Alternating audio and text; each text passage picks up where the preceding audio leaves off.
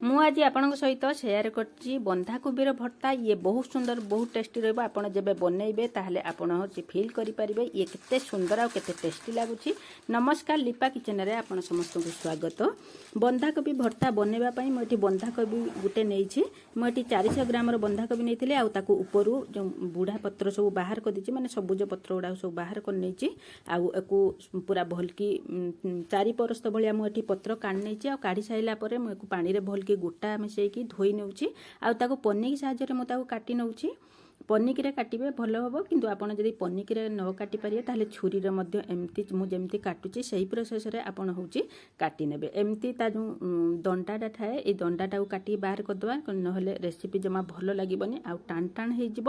ତେଣୁ ଆମେ ସେଇ ଦଣ୍ଡା ଗୁଡ଼ାକୁ କାଟିକି ବାହାର କରିନେବା। ଏମିତି ପନିକି ସାହାଯ୍ୟରେ ଏକଦମ ପୁରା ସରୁ ସରୁ କରିକି କାଟି ନେବା। ଯଦି ଆପଣଙ୍କୁ ରେସିପିଟି ଭଲ ଲାଗେ ତାହେଲେ ଲାଇକ୍, ସେୟାର, ସବସ୍କ୍ରାଇବ୍ କରିବାକୁ ଭୁଲିବେନି। ଭିଡ଼ିଓଟି ଫୁଲ୍ ୱାଚ୍ କରନ୍ତୁ ଆଉ ଭଲ ଲାଗିଲେ କମେଣ୍ଟ ତ ନିଶ୍ଚୟ ଦେବେ ଆଉ ଲାଇକ୍ ମଧ୍ୟ କରିବେ।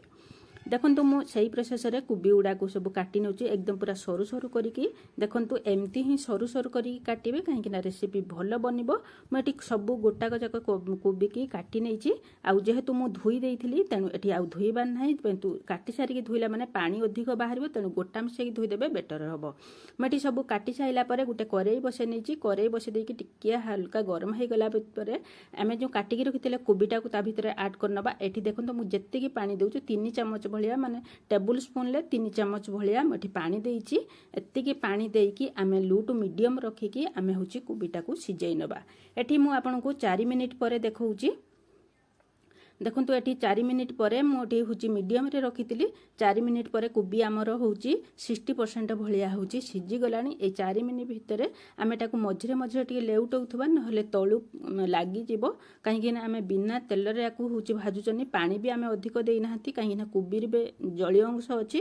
ଆଉ ପ୍ଲସ୍ ତା ସହିତ ଆମେ ଯେତିକି 3-4 ଚାମଚ ଆମେ ପାଣି ଦେଇଛନ୍ତି ସେତିକିରେ ଆମ କୋବି ପୁରା ଭଲକି ସିଝିଯିବ। ଏଠି ଦେଖନ୍ତୁ ଆଉ 2 ମିନିଟ୍ ପରେ ମୁଁ ଆପଣଙ୍କୁ ଖୋଲିକି ଦେଖାଉଛି କୋବି ଆମର ପୁରା ଏକଦମ ପୁରା ସିଝିଗଲାଣି। ଆଉ କୋବିର ଯେଉଁ କଞ୍ଚା ବାସ୍ନା ଗୋଟେ ସ୍ମେଲ୍ ହୁଏ, ସେ ବାସ୍ନା ମଧ୍ୟ ଉଡ଼ି ଯାଇଛି।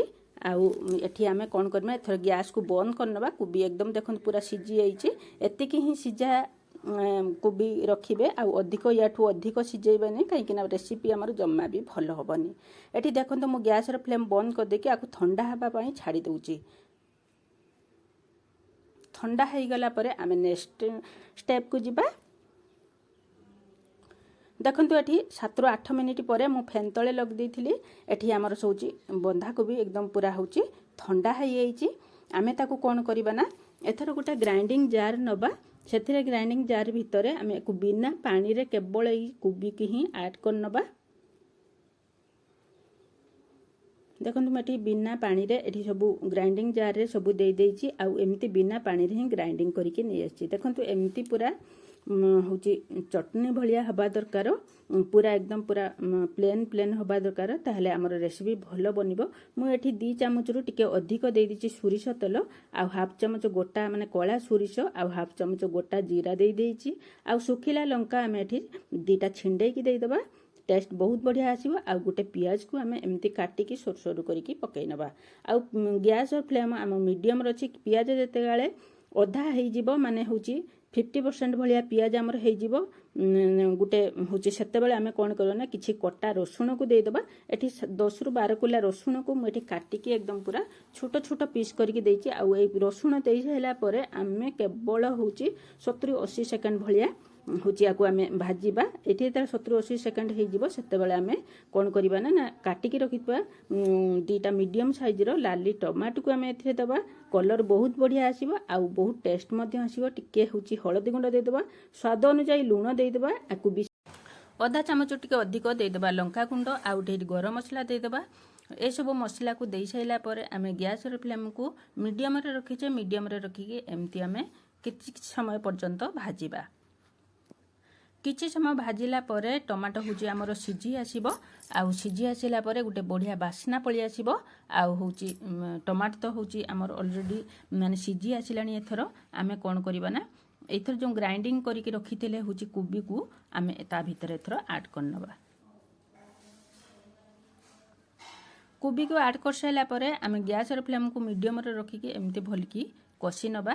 3-4 मिनिट पर्यंत जेतेबेले आमर कोबी भर्ता टिके होची सुखा सुखा हो जिवो सेतेबेले आमे गैस फ्लेम को बंद करदबा। देखो ये कोबी भर्ता एठी आमर होची टिके सुखा सुखा हो गलानी आउ बेसी पानी अंश नाही। एई टाइम रे आमे कोन करबा ना किछि होची धनिया पत्र काटिकी रखिथिले ताकू ता भितरे होची ऐड करबा। धनिया पत्र को जमा भी किस करेनी कहिना धनिया पत्र रो बासना बहुत बढ़िया आउ ये टेस्ट को बढ़े देबो दुगुना बढ़े देबो। एथर गरमा गरम प्लेट रे सर्व करंतु भात रुटी परोटा सबुथिरे आपण खाई परिबे पखाळ सहित खाई परिबे निश्चित भाबे आपन को भलो लागिबो। भलो लागिथिले लाइक शेयर सब्सक्राइब करिवे। रहूची पुणी देखावा आउ एक नुआ वीडियो सहित रहूची मते सपोर्ट करंतु आउ मो वीडियो को फुल वॉच करथिबारु धन्यवाद।